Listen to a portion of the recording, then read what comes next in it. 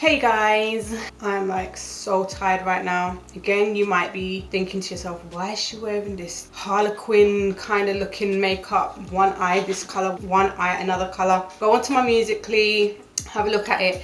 I'm wondering, should I recreate some of my Musical.ly looks on my YouTube channel? Let me know what you think. Anyway, so by the title of this video, you know that we're going to be having a look at some innovative brands, some brands which are a little bit more forward. They're not sticking to the norm. They're trying to come out of the box and do something a little bit different.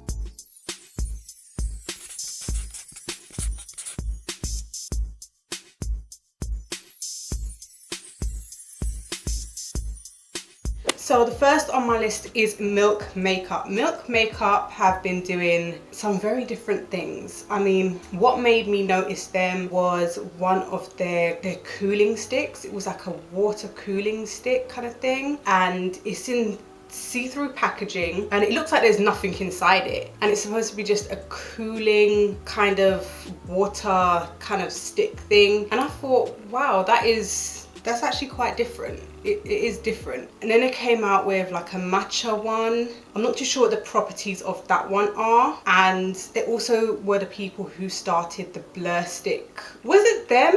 Or was it Benefit? I think Benefit had like a blurring stick. No, Benefit had a blotting stick, which kind of works the same way as the blur stick. But Milk came out with a blur stick first, and I think Makeup Revolution have done one which is very, very similar. It's one of my ride or die primers. And they kind of, a lot of people looked at their stuff and was kind of like, hey, what is this? It's different. It's not something that people have seen before. And I think especially the packaging, it just helps to make you a little bit more inquisitive toward like, what is this stuff? What is it about? I recently saw in TK Maxx, I think in the States you guys call it TJ Maxx, it's the same thing.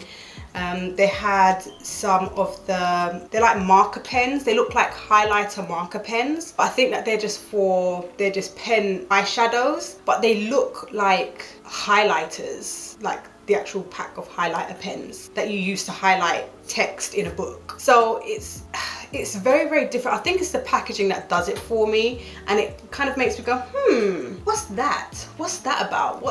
You know what I'm saying? I think that the main thing that people were really feeling was the blur stick. Like, that was a thing that piqued a lot of people's interest. I think since they've come out with like a Kush mascara as well, which I think has like Kush in it. I don't know what properties that's supposed to have. I don't know if it's supposed to actually do anything for the lashes. It might do, I don't know if it does, but again, it's just one of those things where it's like, why, like, what is the inspiration behind putting such an ingredient in a mascara? It's just different. I really like their packaging, most definitely. It's very futuristic, it's very simple at the same time. Like, they don't go over the top with trying to make it glam, but I think that's what is so ingenious about it, is that it's just so simple, it's so straight to the point that it's just kind of like, I like it a lot. Next we have Melt. So Melt are mainly known for their Melt stacks. So they have these little black discs which have eyeshadow in it, and the black discs you can stack on top of one another because they are magnetized. When I saw this, I was like, I like this. This is cool. This is different. I feel like they are probably quite travel friendly because you've got it just all in one stack. I don't know how big they are. I don't know how large pans actually. I don't know if they're that big. If they're that big, I don't know because I don't have one. But I love the way that they look, and you can stack all of your Melt stacks together, I guess, or you can mix and match the ones that you want and you can travel with it. I just love the concept. Like, recently they have brought out 2 eyeshadow palettes, but they're just like regular palettes, so they're not in the Melt stack form. But I felt like this is something that nobody else has done, nobody else has thought of, and if somebody else was to go and dupe that, we know that that's where they got it from, because nobody else has the stacks that Melt do. So I actually really like that concept. I know that they are expensive AF, But I think if I manage to get my hands on one, I'd most definitely be interested in seeing how the quality is. I haven't heard anybody go absolutely crazy about the quality. I haven't heard anybody say that it's rubbish either, so I guess it will probably fall in the center. But at the same time, I just love the way that they did that packaging, and I'd love to know where they got the inspiration from, because it's different. It's so different. Next we have Beauty Blender. Now recently they brought out a foundation. The foundation range is completely wackajack. It's just terrible, but the packaging of this foundation is so ingenious. The foundation bottle is shaped like a square, like a little cube, and on the back it has the nozzle which faces down. I think that, I'm not too sure if you are able to move the nozzle, but from what I've seen, I don't think you can. And the nozzle faces down and you squirt the foundation out and it goes onto the back of the packaging itself. The packaging has like a little groove, this little dip, which is shaped like a Beauty Blender sponge. And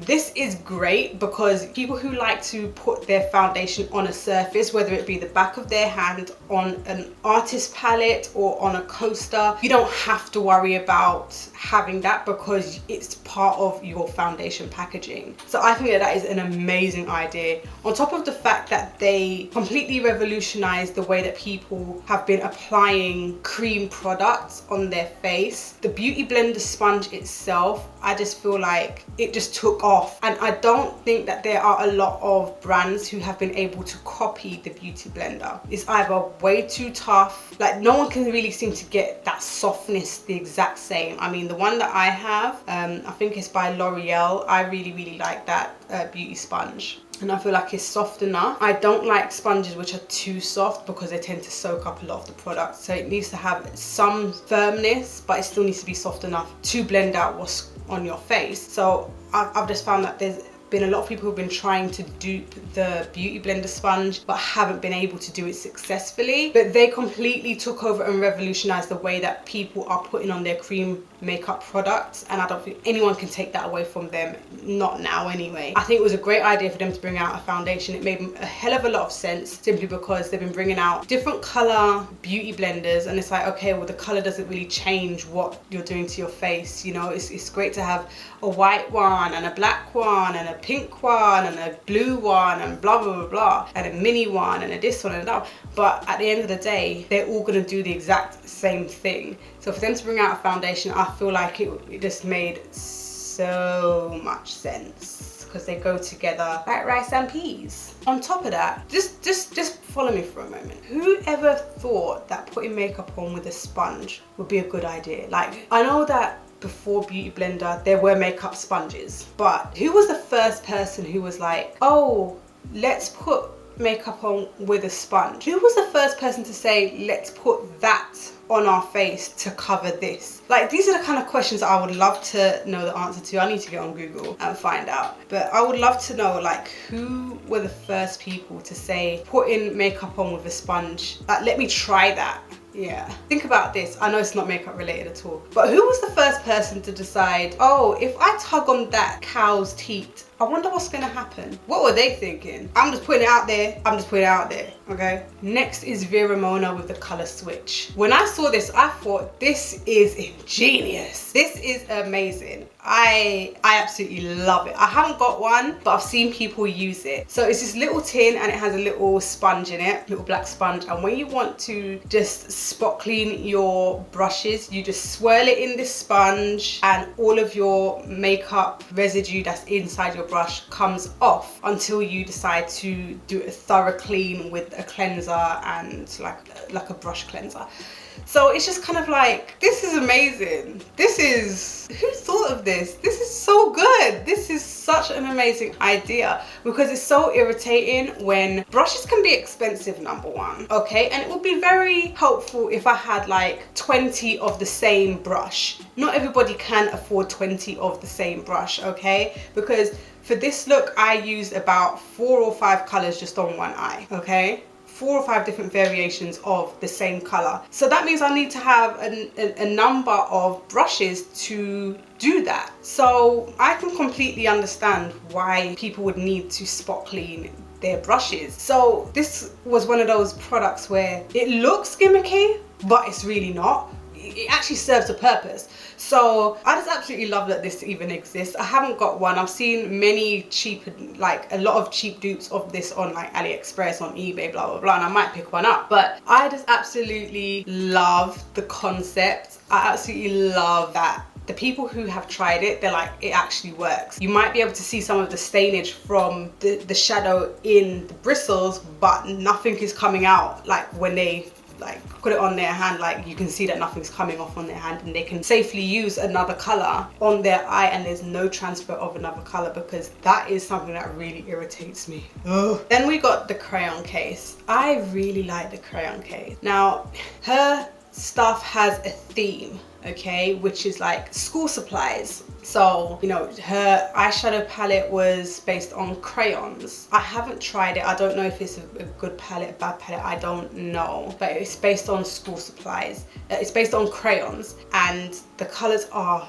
absolutely beautiful, and all of the colors are like all the colors under the rainbow. Then I remember I saw one of her videos where she was like ranting about something or other, and she was talking about the new products that she was going to come out with, and one of them was going to be like chalk dust, which is going to be like a baking powder. And then recently she's come out with a concealer called a highlighter, which looks just like a highlighter pen, like what we were talking about earlier. It literally looks like a highlighter pen, and it comes with like different highlight colors, different concealer colors, and also color correcting colors. And I'm just kind of like, you know what, you are just so smart, girl. You're so smart. I really like how smart you are. She's just so smart, and it's just like,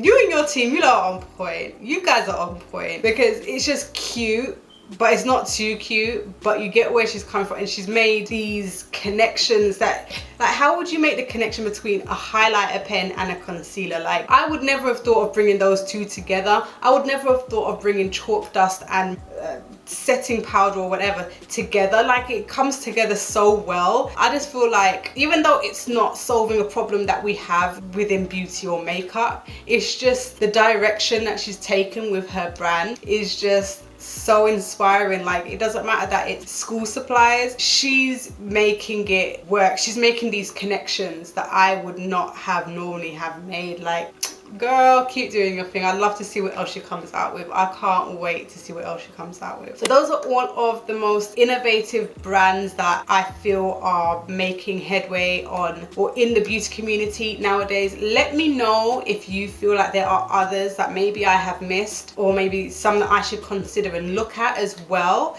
Do you agree with me? Do you disagree with me? Let me know down in the comments down below, and I'll definitely be getting back to you. We can start a conversation. I'm going to leave my Musical.ly down below as well, so you can have a look at some of the looks that I've created on there. And again, let me know if you think I should recreate them on my channel as well. And if you like this video, give it a thumbs up. Don't forget to subscribe, and I'll see you in the next one.